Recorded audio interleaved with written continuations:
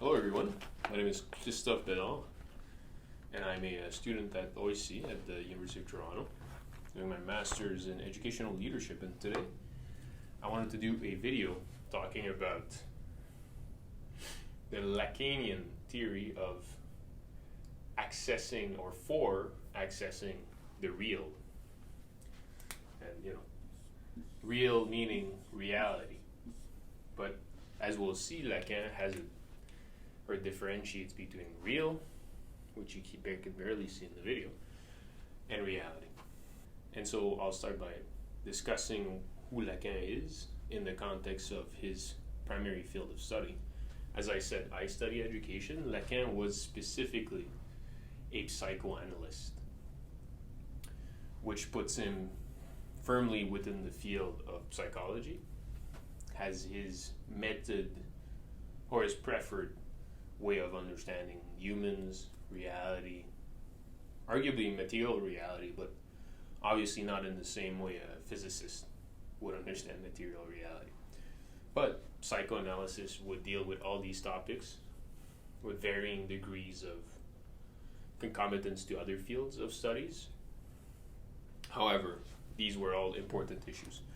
So I'll start by changing the color of my marker to black, and I'll show you the basic formula that Lacan. Okay, so even before doing that, I'll give you a bit of context on who Lacan is.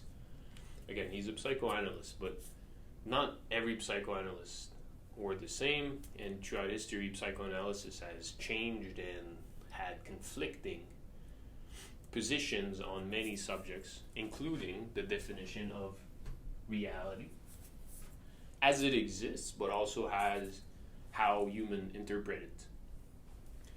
And so, to understand Lacan, we have to understand that he was a French psychoanalyst in the 1960s. So, historically situated in the 1960s, which kind of gives you an idea if you're familiar with the academic currents found in France in the 1960s. Think about it as like he was on the verge and surrounded by the thinkers which brought upon us postmodernism. As as many would see, maybe postmodernism is often seen as the culmination of the academic process towards its own incapacity to say anything real about reality. And so that's why we're discussing reality right now. Obviously, reality is something different than truth, but academia has always had as its mandate to bring truth to reality, or at least to represent reality in the most truthful way possible. However, with the advent of postmodernism, we were left with a sense of truth which went beyond just establishing meaning and defining definitions, or defining certain explanations which could be all overarching the entirety of human knowledge or material reality as it exists. And we would move towards understanding the discourses which would be at the foundation of what we called meaning, in order to ascertain what type of truth would be produced out of these discourses.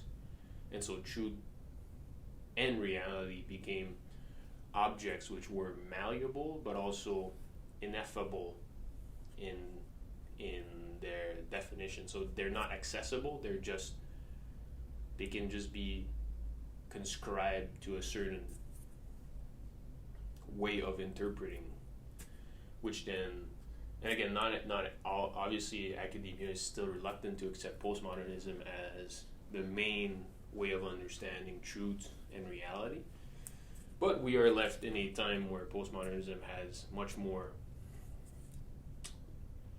let's say, pressure onto academia.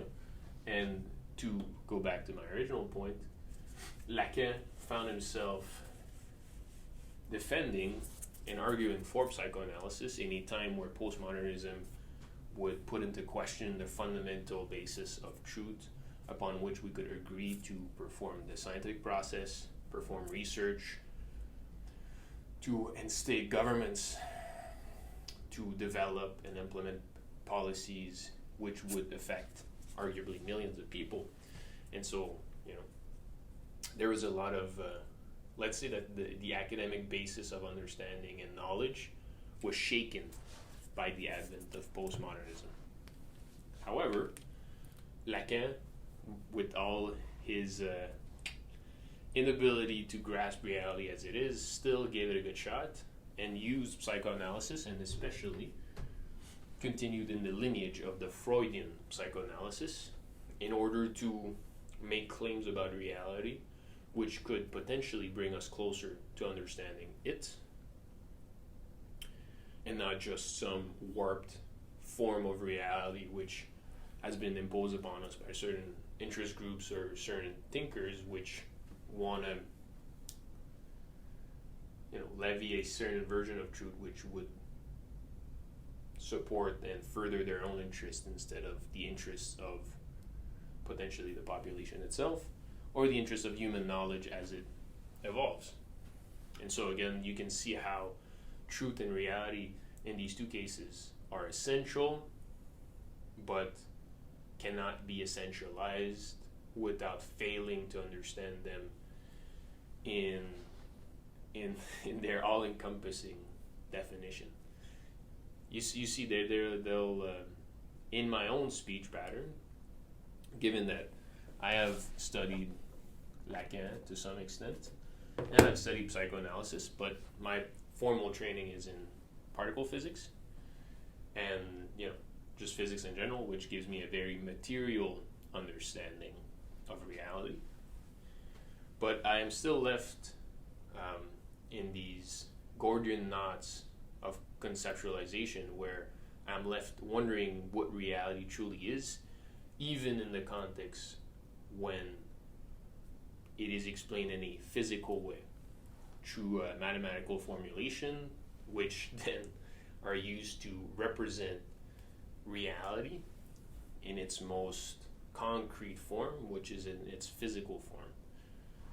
Again, I think a lot of questions, and if you guys can take anything away from this video, it's to understand that these concepts are still being questioned to this day, and that any wide-ranging or international or even national agreement on the basis of reality is continually put into question in the fields of the social sciences, definitely, and even in the field of the hard sciences, such as physics, where the rules are much more defined and strict than in the social sciences. And so Jacques Lacan obviously was found within the farthest kind of reaches of the social sciences in terms of understanding the human psyche. And not to say that there's no material concomitants to the psychological patterns, behaviors that we see in humans in terms of interrelationship to the neurobiology of the human itself, and potentially other, part of our physiology, which affects our psychological demeanor. However, there's a sense in which understanding these things and making broad claims about the functioning of the psyche goes beyond the responsibility of a good psychoanalyst, because of the fact that these things are not as easily ascertained as empirical observation of a certain physical phenomenon. Again, maybe it's the impact of postmodernism onto me, which brings me to question these concepts such as truth and reality. Quick understanding of the Lacanian triangle for not only interpretation but interaction with the real in a mediated way. And so what Lacan says is that we are always situated in the real. And moving beyond Lacan, I am using his figure, but let's consider all these concepts unbeknownst to the personal judgment that Lacan passed upon them in order to develop this model, so that we can personally, I am asking the viewer to personally consider the implications of these concepts within their own schema of understanding and participation in reality, so that you grasp the fullest extent of how powerful this modelization, but also how reductive it can be in understanding the real or reality. Yep. And so what Lacan said, and what I am proposing, is that we are always, as individuals, I am presently found in reality. I don't have a choice but to accept my position in reality, because that is the precondition of my existence, is that I am within the real. Interestingly, if you have any arguments against this first proposition, please mention it in the comments. I'd be interested to consider other types of existential or individualist interpretation of experience, which does not account for the individual being part of reality. And so, since we are a part of reality, then there's a sense in which we would want to observe it and interact with it in a way which is beneficial to us, or at least beneficial to our existence and its furtherance.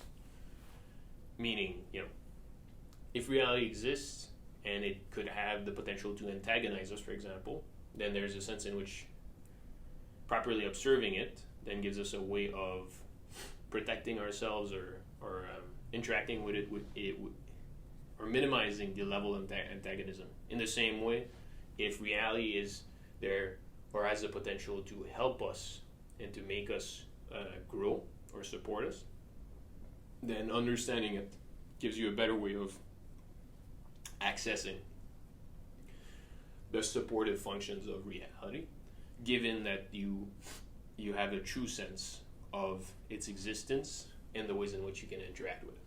So, long definitional basis for reality, but again, I think some people could sit there and spend days trying to decorticate, right? Like trying to complexify the definition of reality so that it accounts for its most total or totalizing effect, or even, in terms of definition itself, what can reality be? Much more than we assume. I am trying to reduce it to some form of practical understanding of reality, or the real itself. But given that, I am falling into the pitfall, and that's what Lacan was saying, of traversing from reality to the imaginary, which is my mind, but ultimately, more than that, it is the human mind's capacity to imagine things which might go beyond reality, or at least to the very least, be reality in an internal way. And so what Lacan was saying is that if we are in reality, then all the best we could do is to first process it through our imaginary, and then render it accessible to other people's imaginations through a symbolic representation, which would then lead us back to reality, but in a warped way, which essentially warped in the sense of saying it's not exactly what reality is, but it is a way of kind of making it rationalizable for us as participants within reality. And so this movement is an interesting one for me personally, as a physicist, but also as an educator, because I often find myself in front of real situations which does not appear real to all, or even to the interlocutor or to the classroom that I'm presenting. And so what do I do when I feel that something is real? My mind tells me that it's real, but there is hardship in trusting the validity of that reality on the basis of other people questioning it, or even my own mind being a bit skeptical of my capacity to ascertain reality in a truthful or veritable matter. And so we're left here with precisely this move to the imaginary. And so if the real is always processed through the imaginary, then there's a sense in which whatever we think and however lens of observation we impose on reality will fundamentally change reality such that what it was as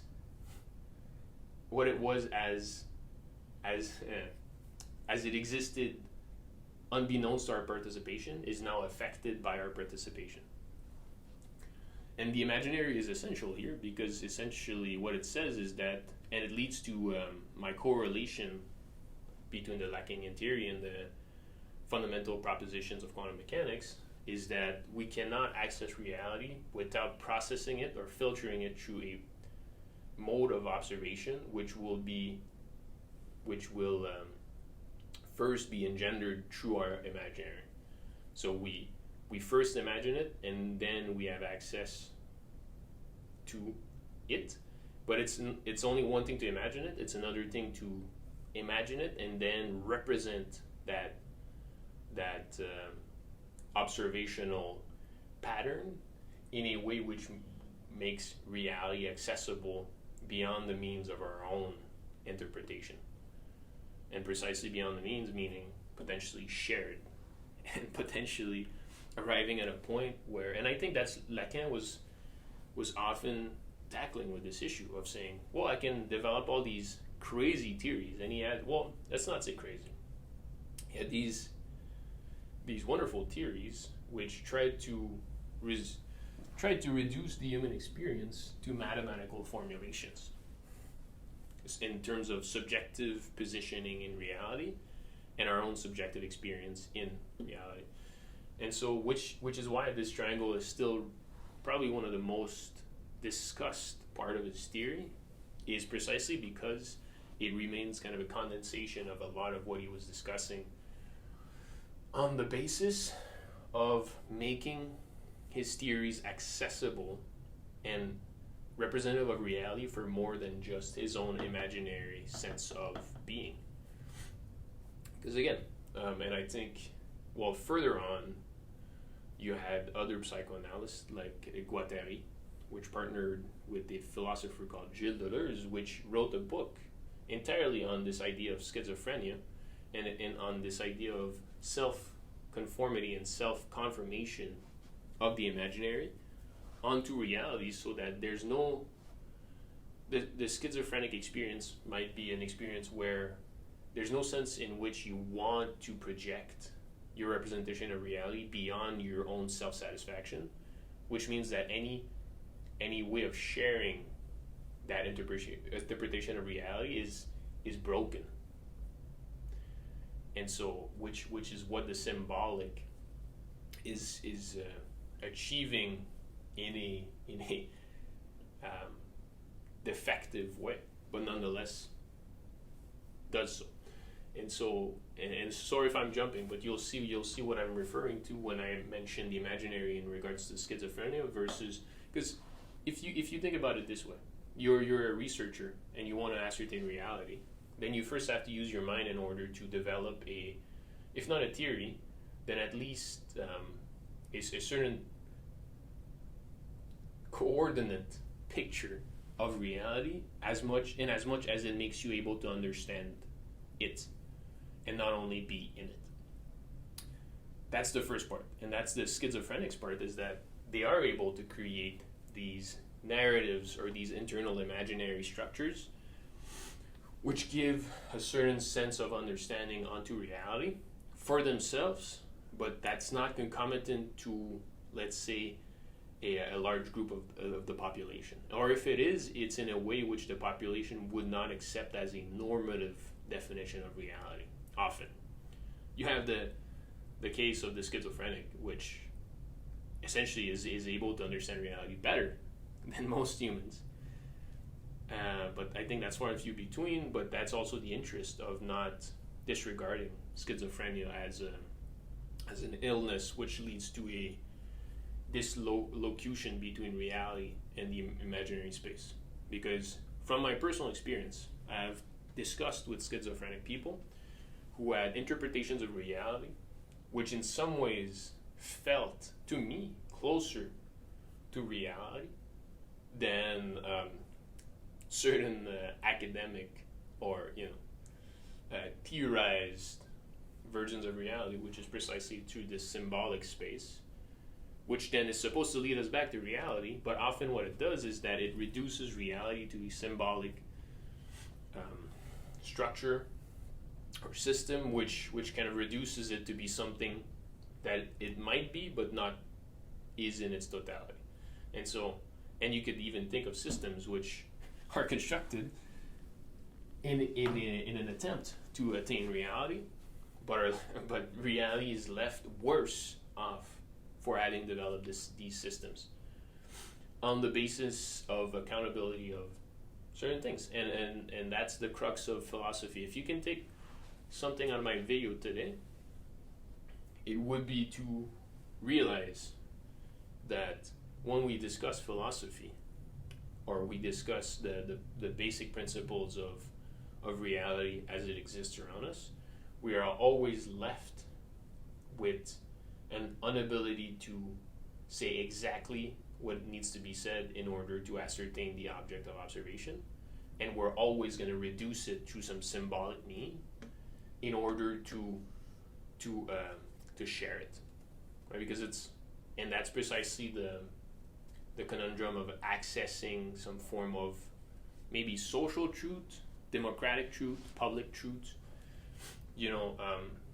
A lot of psychoanalysts, and to varying degrees, because since I mentioned earlier, Lacan is a descendant of Freud, and Freud had a very specific definition of the social interactivity in regards to what the subject was supposed to account for, what most subjects accounted for, and essentially precisely accounted for in unconscious ways. So it was beyond their means of consciousness, and again, unconscious and conscious relates to the imaginary in the sense of saying your imagination is both your conscious self and your unconscious self.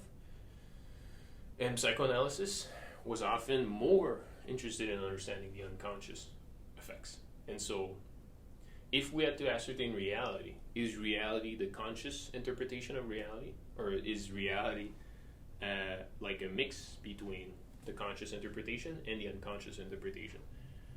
And some psychoanalysts even arrived at a point where they kind of saw the unconscious as more exemplative of reality than the conscious, because the conscious would by definition of the workings or the mechanisms of consciousness rationalize reality to be something which was reducible, whereas the unconscious was this kind of space of unboundedness which made reality seem as if it was an ever expansive, never totally precisely kind of like definable object.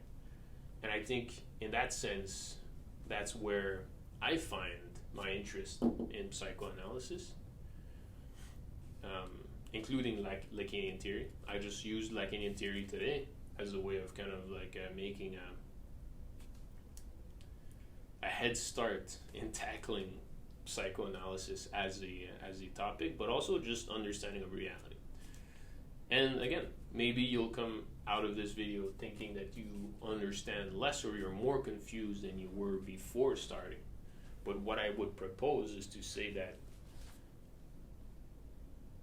if you want to take out anything, I would say sit down, think about what reality is, which then obviously makes the correlation between reality and your imagination, and then try to symbolically represent it. And it could be as easy as drawing a picture, right? Like you have a tree. The tree is real. And then you sit down and you kind of like picture a tree in your mind, and then you draw it.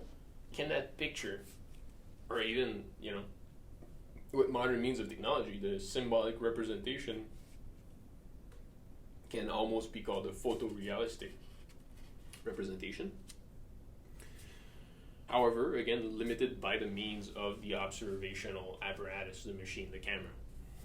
And so you're still left in this But what I would propose is to say, take the tree, draw it, and then see its concomitants to reality, its non-concomitants to reality, and then try to understand the ways in which you could manipulate the symbolic into being a better representation of reality.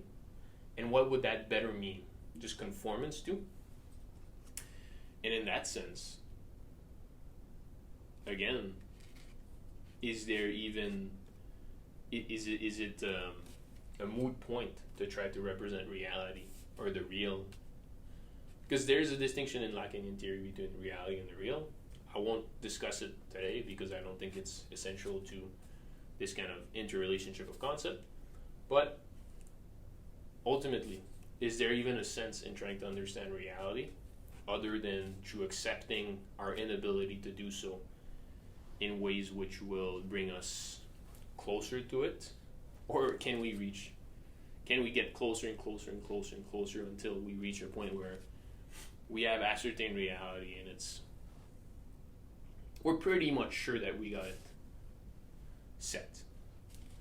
And as a physicist, I think that if we did not achieve it, we definitely tried to do it. And so I would point to modern physics as a way of saying, here is our symbolic representation, and in that sense social, because not only, it's a social endeavor of symbolizing reality so as to bring us back to it. And I'd say, if you're not convinced by that, then you might be left in an understanding of reality or the real, which is much less structured than a physicist would have, and the maybe less faith in our capacity to access reality, or even say, well, the physicist is just only one way of understanding reality. All these other fields of study also propose their own understanding of reality, which is as worthy of being taken into account as the physical. But to what I would say to that is that I would have a heavy level of skepticism regarding the theories which are proposed in order to ascertain the real, always. Even the physical definitions through the mathematical rigor and formulation and this kind of empirical concomitance to material fact and material phenomena. If we move beyond that, then to precisely this kind of psychoanalytical sense of reality, and we accept the psychical or even the spiritual aspect of reality as it exists, then we're moving into non-material realms, which can be speculated upon, but often won't be considered much more than speculation. Still worth looking into it, and I would say that no interpretation or definition of the real is complete without having taken the concrete material understanding and paired it with the spiritual or psychical understanding. And so hopefully that this was helpful. I'll try to make my lectures focus on different topics, including this, but I think this is a good headway towards understanding where I'm personally at in my educational trajectory, as well as understanding just the crux of academic understanding of reality, as it is still pretty much the goal of academia. In some ways is to ascertain reality, and some might say with the added goal of improving upon that reality if what is real is not good enough. So to reiterate, this is my first video. I know the structure might not be as good. Then after looking over the footage, I saw that I was making jumps in between certain ideas that I was having while considering with you guys, or for the sake of this video, the concepts which I'm trying to discuss. And essentially all I wanted to clarify is that if I want this to be kind of like a participatory process, where if I'm saying something which makes jumps which are so unrelatable to you as a viewer that you're like, whoa, what is he doing there? Then what I would want out of this process would be for you to give me precisely the feedback and ask the question or make the comment saying, whoa, you made that jump there. Why do you make it? And I'll try to the best of my ability to explain why I make interrelationships in between these kinds of ideas and why I kind of like have this this jumping process in my thinking. Sometimes I don't even realize it. Sometimes I kind of do it because that's how I've trained myself to see reality, given that as anybody else, as an observer of reality, I do have my own practical version or pragmatic version of reality, which I abide by and adhere to in order to make sure that I'm living in it in appropriate ways. And more than appropriate, I'd say like in beneficial ways, again, which is the moral conundrum that I will leave you guys with today. How can we benefit from reality and also be beneficial towards reality?